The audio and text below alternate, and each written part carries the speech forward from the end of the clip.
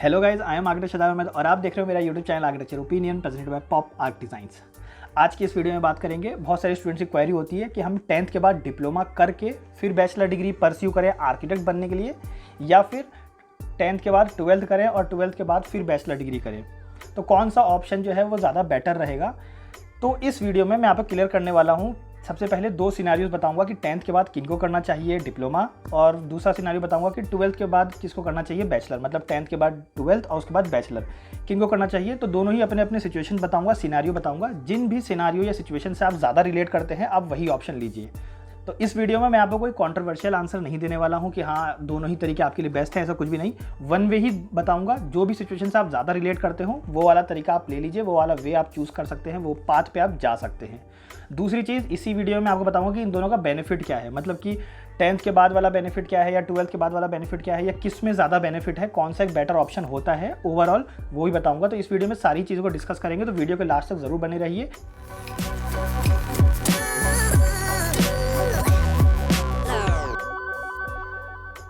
तो सबसे पहले बात करते हैं कि 10th के बाद डिप्लोमा किसको करना चाहिए या फिर 10th के बाद 12th किसको करना चाहिए। तो यहाँ पे बहुत क्लियर एक आंसर मैं आपको देता हूँ, वो ये कि जिन भी स्टूडेंट्स के सराउंडिंग या अपब्रिंगिंग जो है वो कुछ इस टाइप से है कि वो जानते हैं कि आर्किटेक्ट क्या होता है, आर्किटेक्चर क्या होता है, और या फिर वो अपना पैशन फॉलो करना चाहते हैं, एक आर्किटेक्ट बनना चाहते हैं, मतलब किसी भी वे में उनको पता है कि उनको बड़े होकर जो है वो एक आर्किटेक्ट बनना है, अपना कैरियर जो है वो उनको आर्किटेक्ट की तरफ ही दिखता है, आर्किटेक्चर की तरफ ही दिखता है। तो वहाँ पर वो लोग 10th के बाद डायरेक्ट डिप्लोमा कर सकते हैं, वहाँ पे उनको 12th नहीं करना चाहिए। मतलब कि आज की जो जनरेशन है वो थोड़ी सी फास्ट हो गई है। जैसे हम लोग के टाइम पर क्या था, वो ये था कि हम लोग काफ़ी लाइन वाइज पाथ को फॉलो करते थे, लेकिन आज n नंबर ऑफ वेज हैं उस तरीके पे पहुंचने के। मतलब कि अगर आपको एक आर्किटेक्ट बनना है तो n नंबर ऑफ वेज है। इस पर मैंने वीडियो भी बना रखी है कि 10th के बाद आप किस किस तरीके से जो है वो एक आर्किटेक्ट बन सकते हैं, उसको ज़रूर से जाके चेकआउट ज़रूर कर लीजिएगा। तो यहाँ पर मैं आपको बता दूं कि जिन भी स्टूडेंट्स को पहले से पता है, जिनकी अपब्रिंगिंग हो रखी है या जिन्हें पता है, वो वहाँ पर 10th के बाद डायरेक्ट डिप्लोमा लें। जिनको पता है आर्किटेक्ट क्या होता है, उन्हें आर्किटेक्चर फील्ड में इंटरेस्ट है, कुछ भी है, अगर उनको थोड़ा सी भी नॉलेज है, क्योंकि आज की जनरेशन फास्ट है जो कि मैंने आपको भी बताया, तो वहाँ पर वो लोग 10th के बाद डायरेक्ट डिप्लोमा ले, वो ज़्यादा बेटर रहेगा। प्रॉफिट और मतलब एडवांटेज और डिसएडवांटेज मैं आपको दोनों क्लियर करूंगा आगे, लेकिन अब बताता हूँ कि 12th किसको करना चाहिए। अच्छा, जिन स्टूडेंट्स को अभी क्लियरिटी नहीं है कि उनको मतलब आर्किटेक्चर करना है या मतलब इंजीनियर बनना है या MBBS में जाना है या BCA करना है, मतलब कुछ भी है ना, BCom करना है, BBA करना है, बहुत सारे n नंबर ऑफ तरीके हैं, होटल मैनेजमेंट कुछ भी करना है, उनको भी क्लियरिटी नहीं है कि उनको 10th के बाद कोई स्टेप लेना चाहिए। तो उनके लिए ज़्यादा बेटर वही रहता है कि वो 11th करें और फिर 12th करें।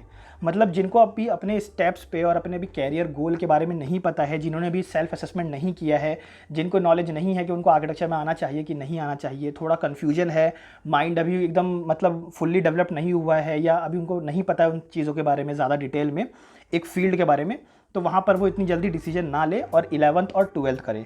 और इस 11th और 12th के मतलब पढ़ाई के साथ साथ, एकेडमिक के साथ साथ आप सेल्फ असेसमेंट कर लीजिए कि आपको आगे जाके क्या बनना है। किसी को पायलट बनना है, किसी को डॉक्टर बनना है, किसी को इंजीनियर बनना है, किसी को आर्किटेक्ट बनना है, तो वहाँ पर आपके n number of ways open हो जाते हैं। क्योंकि 12th के बाद आप किसी भी लाइन में जा सकते हैं। अगर आपने साइंस लिया है तो ऑफकोर्स आप साइंस स्ट्रीम की चीज़ें कर सकते हैं, कॉमर्स ही कर सकते हैं और आर्ट्स ही कर सकते हैं, ठीक है। तो वो आपके n नंबर ऑफ वेज जो है वो ओपन हो जाते हैं, आप एक कॉमन प्लेटफॉर्म पे पहुंच जाते हो जब आप 12th करते हो।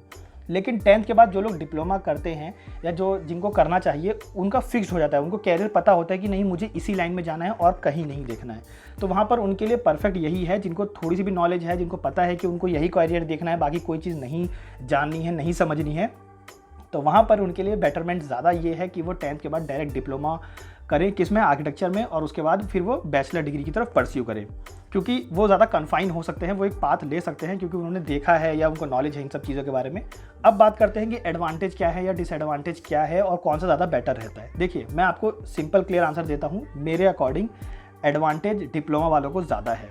मैं आपको बताता हूँ, मेरा रियल एक्सपीरियंस भी इसी में शेयर करता जाऊँगा और इसकी टेक्निकल टर्म्स भी आपको बताता जाऊँगा कि एग्जैक्टली में क्यों ऐसा होता है या क्यों मैं आपको ये चीज़ कह रहा हूँ कि डिप्लोमा वालों को ज़्यादा प्रॉफिट है। देखिए, सबसे पहले ये होता है कि जब 10th के बाद आप डिप्लोमा करते हैं ना, तो आपके पास 3 साल के बाद एक एग्जिट ऑप्शन आ जाता है। एग्जिट ऑप्शन मतलब कि आपको एक डिग्री मिल गई और आप अब मार्केट में उतरने को रेडी हो, ठीक है। तो आपके पास एक एग्जिट ऑप्शन आ गया 10th के बाद। जब आप डिप्लोमा करते हो, डिग्री मिल जाती है, डिग्री मिलने के बाद एग्जिट ऑप्शन आ गया, आप मार्केट में उतर सकते हो, जॉब कर सकते हो, वो सारी चीज़ें हैं। और साथ ही साथ आप परस्यू भी कर सकते हो बैचलर अगर आपको करना है, तो वहाँ पर आपके पास एक एग्जिट ऑप्शन आ जाता है मार्केट के बारे में जानने का। लेकिन 12th के बाद आपके पास कोई एग्जिट ऑप्शन नहीं आता। 12th के बाद आपके पास एंट्री ऑप्शन आती है कि कौन से कैरियर में आपको एंट्री के लिए जाना है, ठीक है। डिप्लोमा में आपके पास एंट्री और एग्जिट दोनों का ही ऑप्शन आता है कि डिप्लोमा के बाद आपको बैचलर करना है कि नहीं करना है या एग्जिट करना है। लेकिन 12th के बाद आपके पास एक ही ऑप्शन होता है, वो है सिर्फ एंट्री करने का। मतलब आपको अब एंट्री करना है किसी एक कैरियर में, किसी एक पाथ में। मतलब अब आपको अपनी लाइफ का वो मतलब कहते हैं ना, वो चूज़ करना है कि कौन से कैरियर में जाना है, जो कि ये 10th वाले पहले ही फिक्स कर चुके होते हैं। अब इनका बेनिफिट भी ये है, जो कि मैं आपको रियल लाइफ एक्सपीरियंस से बताऊं, कि जैसे हमारे क्लास में भी, हमारे बैच में भी बहुत सारे स्टूडेंट्स हैं जो डिप्लोमा से आए थे, और भी जूनियर्स थे, सीनियर थे, हर बैच में रहते हैं कुछ जो डिप्लोमा से आते हैं। तो उनको प्रॉफिट जो मैंने देखा है वो ये है कि जो हम लोग सेकंड ईयर तक कवर करते हैं, मतलब कि अगर मैं जैसे कि 12th के बाद गया था, 12th के बाद मैंने बैचलर डिग्री जब परस्यू की, तो वहाँ पे सबसे पहले हमें पहला साल लग जाता है कॉलेज को समझने में, आर्किटेक्चर को समझने में, principle of design basics, parallel bar कैसे बांधते हैं, वो सारी चीज़ें, कलर, एलिमेंट्स, ये सारी चीज़ें समझने में टाइम लग जाता है, ठीक है। उसके बाद सेकंड ईयर में हम थोड़ा सा बिल्डिंग कंस्ट्रक्शन और ये जो टेक्नोलॉजी वाली चीज़ें होती है, आर्किटेक्चर वाली थोड़ी सी जो फील्ड की जो नॉलेज होती है वो लेना स्टार्ट करते हैं। लेकिन जो डिप्लोमा करके आ चुके हैं उनको फर्स्ट और सेकंड ईयर की नॉलेज पहले से होती है। मतलब कि जब वो बैचलर करने जाते हैं, डिप्लोमा वाले जब बैचलर करने जाते हैं, तो उनको फर्स्ट ईयर और सेकंड ईयर की नॉलेज पहले से ही होती है। डिप्लोमा के अंदर वो चीज़ पढ़ा दी जाती है, क्योंकि उन्होंने वो स्टेप पहले ले लिया था। तो यहाँ पर उनको प्रॉफिट ये हो जाता है कि उनको 2 साल की नॉलेज पहले से होती है बैचलर की, जो कि हम ले रहे होते हैं 2 साल की नॉलेज बैचलर में आके। तो यहाँ पर पहला प्रॉफिट तो उनके लिए निकल के आता है कि उनको 2 साल की प्रॉफिट हो गया। अच्छा, तो फिर उनको एडवांटेज इस चीज़ का कैसे मिलता है? देखिए, उनको एडवांटेज इस चीज़ का ऐसे मिलता है कि जिन स्टूडेंट्स को ये पता रहता है कि उन्होंने डिप्लोमा लिया था और आर्किटेक्ट उनको बनना था, तो वो वहाँ पर क्या करते हैं, उन 2 साल के लिए इंटर्नशिप करना स्टार्ट करते हैं या कमाना स्टार्ट करते हैं। मतलब कि एकेडमिक्स, बैचलर अगर वो एडमिशन ले चुके हैं तो एकेडमिक्स तो चलता ही रहता है, लेकिन साइड हसल में वो लोग जॉब भी करते रहते हैं ताकि वो अर्निंग कर सके या और नॉलेज प्रैक्टिकल फील्ड की ले सके। जो कि हमारी क्लास में, मतलब मेरे बैच में मैंने देखा था, दूसरे बैच में, दूसरे कॉलेजेस के बच्चे भी ऐसे ही करते हैं जो डिप्लोमा करके आते हैं, क्योंकि उनको नॉलेज है, उनको ड्राफ्टिंग की नॉलेज है, उनको अभी फर्स्ट ईयर सेकंड ईयर समझने की ज़रूरत नहीं है, उनको बस कोप अप करना होता है हमारे साथ। जो 12th के बाद जाते हैं उनके साथ कोप अप करना होता है, तो इसलिए वो लोग वहाँ पर जॉब करना ज़्यादा प्रीफर करते हैं। मतलब कि पढ़ाई भी चलती रहती है, जॉब भी करते रहते हैं, तो उनका दोनों चीज़ बैलेंस रहता है, ठीक है। तो कभी भी आप ये चीज़ मान के चलिए कि आर्किटेक्चर एक पैशनेट कोर्स है, ये कोई टेक्निकल कोर्स नहीं है। पैशन वाले लोग फॉलो करते हैं आर्किटेक्चर को, जो इनको पैशन मतलब फॉलो करना है वो लोग आर्किटेक्चर में आते हैं। और पैशन जो है वो डायरेक्टली रिलेट करता है मार्केट से। मतलब आपका पैशन तभी आपके काम आएगा जब वो मार्केट से मोनेटाइज हो सके, मतलब कि आप मार्केट से कुछ अर्निंग कर सको, तभी वो पैशन काम आएगा, ठीक है। ये कोई टेक्निकल कोर्स नहीं है कि आपने इंजीनियरिंग लिया और आपको उस डिग्री के बेस पे आपको जॉब मिलने वाली है, ऐसा कुछ नहीं है, ठीक है। आपका पैशन पे प्योरली डिपेंड करता है कि पैशन के भरोसे ही आपको आगे जॉब मिलती है, या फिर आपके पैशन को देखते हुए आप बिजनेस ओपन करते हो या मार्केट की नॉलेज रखते हो। तो इसमें उनको सबसे पहली एग्जिट जो मिल जाती है वो डिप्लोमा के बाद मिल जाती है, तो वो वहाँ पर नॉलेज लेना स्टार्ट कर देते हैं। पहली चीज़ तो ये हो जाती है। दूसरा, क्योंकि ये पैशनेट कोर्स है, मतलब पैशन वाले लोगों के लिए है, तो उनको मार्केट के बारे में नॉलेज रखनी ही पड़ेगी, ठीक है। तो जो लोग 12th के बाद जाते हैं उनको क्या होता है, वो एक्चुअली में डिग्री को कवर करने में लग जाते हैं या उस कोर्स को समझने में लग जाते हैं, तो 2 साल वो वैसे ही पीछे हो जाते हैं। तो थर्ड ईयर में जब हम आते हैं बैचलर के, और जब थर्ड ईयर में वो डिप्लोमा वाले आते हैं बैचलर के, तब जाके वो बराबर होते हैं, तब से वो पढ़ना स्टार्ट करते हैं, नई चीज़ सीखना स्टार्ट करते हैं। डिप्लोमा वाले भी, और हम तो सीख ही रहे थे, मतलब जो 12th से आते हैं वो सीख ही रहे थे।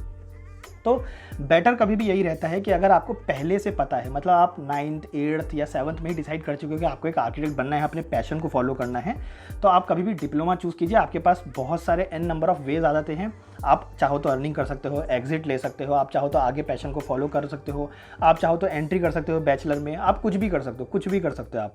तो वहाँ पे आपके पास वो चीज़ें आ जाती हैं। लेकिन हाँ, ये है कि आपको फिर ये चीज़ समझनी होगी कि आपने पहले ही एक स्टेप ले लिया है, तो आपको फिर थोड़ा एक्स्ट्रा ऑर्डिनरी भी चलना पड़ेगा। मतलब डिप्लोमा के बाद एक्स्ट्रा ऑर्डिनरी भी चलना पड़ेगा, क्योंकि आपको रियलिटी चेक पहले मिल जाता है। लेकिन जो लोग 12th के बाद आते हैं उनको रियलिटी चेक मिलता ही नहीं है। वो क्या करते हैं, उस एकेडमिक्स को एकेडमिक्स की तरह पढ़ते हैं कि बस डिग्री लेना है और निकल जाना है।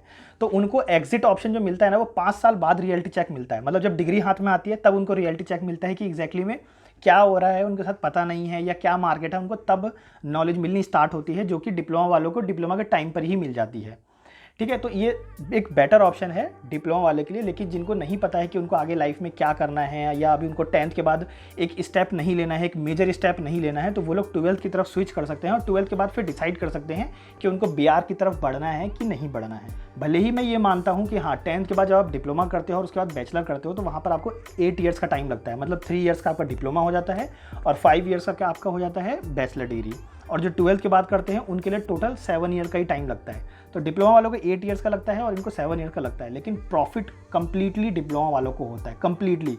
बट उनको स्टेप्स लेना होता है, अपॉर्चुनिटीज़ लेनी होती है, तब ही होगा आपके लिए बेनिफिशियल, नहीं तो अदरवाइज़ आप फिर 12th के बाद ही लीजिए। और अगर आपको ग्रैब करना है अपॉर्चुनिटीज़, आगे लाइफ में कुछ करना है, ज़्यादा करना है, एक्स्ट्रा ऑर्डर ही निकलना है दूसरों से, और आपको कहीं रुकना नहीं है, एक नॉर्मल वे में नहीं चलना है, इसको इंजीनियरिंग की तरह कंप्लीट नहीं करना है इस कोर्स को, तो वहाँ पर आप स्टेप्स को फॉलो कीजिए। 10th के बाद डिप्लोमा कीजिए, फिर वहाँ पर आप पहले से 1-2 साल जो है जॉब कीजिए, उसके बाद आप बैचलर में आइए, वो ज़्यादा बेटर रहेगा। या फिर आप 10th के बाद जब आप डिप्लोमा करते हैं तो डिप्लोमा का डायरेक्ट बैचलर कीजिए, और बैचलर में करते करते आप साथ में जॉब करते रहिए, वो भी बेटर रहेगा।